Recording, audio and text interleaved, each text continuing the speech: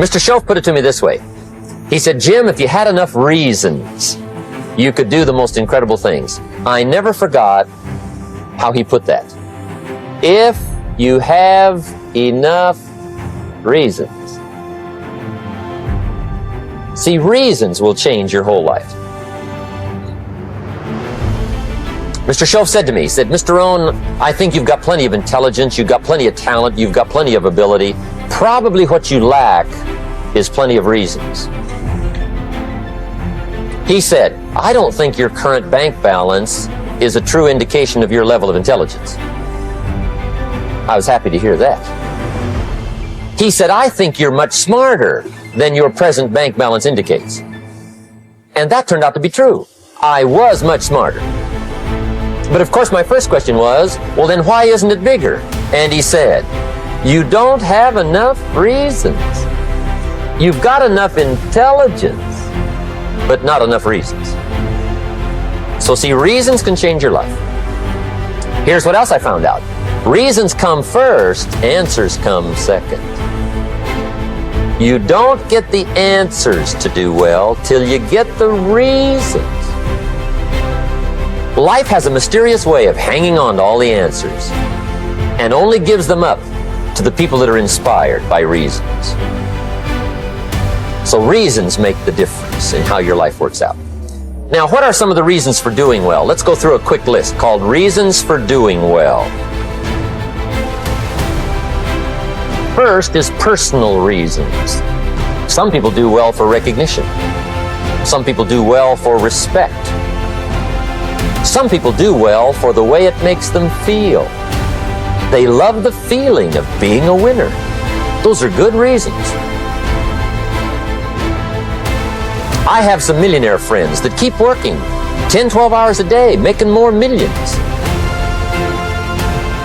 And it's not because they need the money. It's because they need the joy and the satisfaction and the pleasure that comes from being a constant winner. And see, it's not just the money anyway. It's the journey, not the money. Once in a while somebody says to me, boy, if I had $1 million, I'd never work another day in my life. That's probably why the good Lord sees to it they don't get their million, right? They'd quit. They'd quit. Okay. Next is family reasons. Some people do extremely well for other people, and that's powerful. Human beings can greatly affect each other. Sometimes we will do things for somebody else we will not do for ourselves. We're made that way. I met a man one time who said, Mr. Rohn, to do all the things I want to do with my family around the world, he said, I got to have at least $250,000 a year. I thought, incredible. Could a guy's family affect him that much? And the answer is, of course.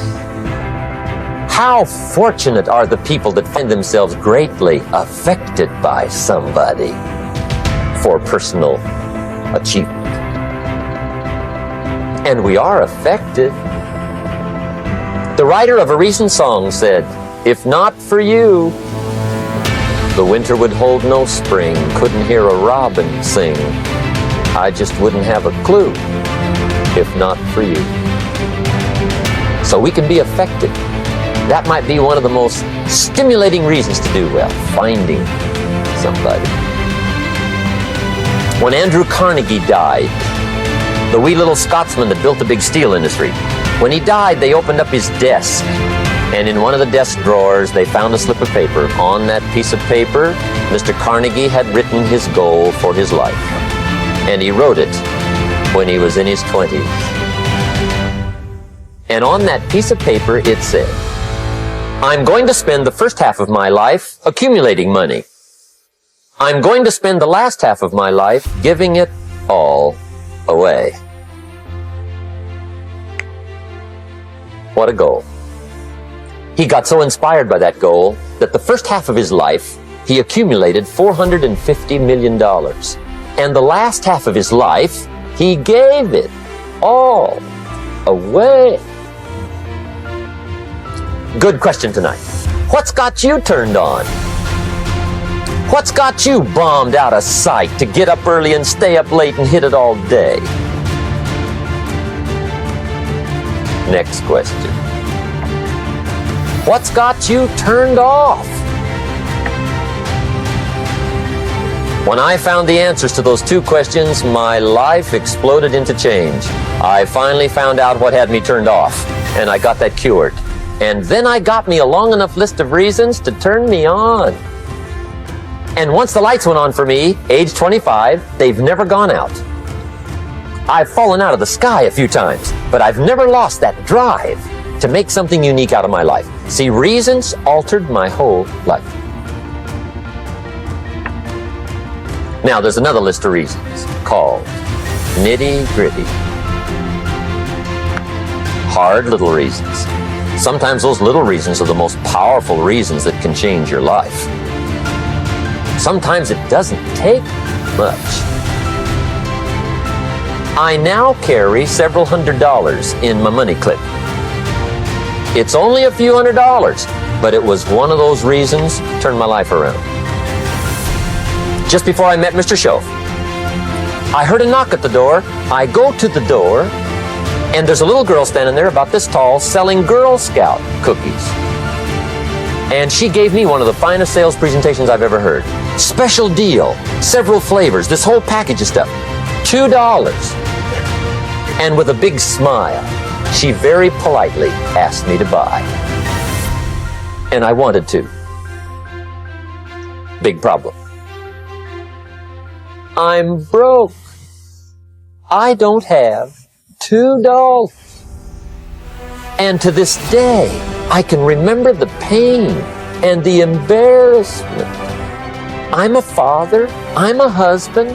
I've been to college. I'm working. I'm 25. I don't have $2. And I didn't want to tell her that for some reason. So I did what I thought was next best.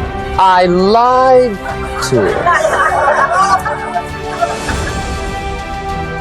I said, hey, look, I've already bought lots of Girl Scout cookies. I've still got plenty stacked in the house, which was not true.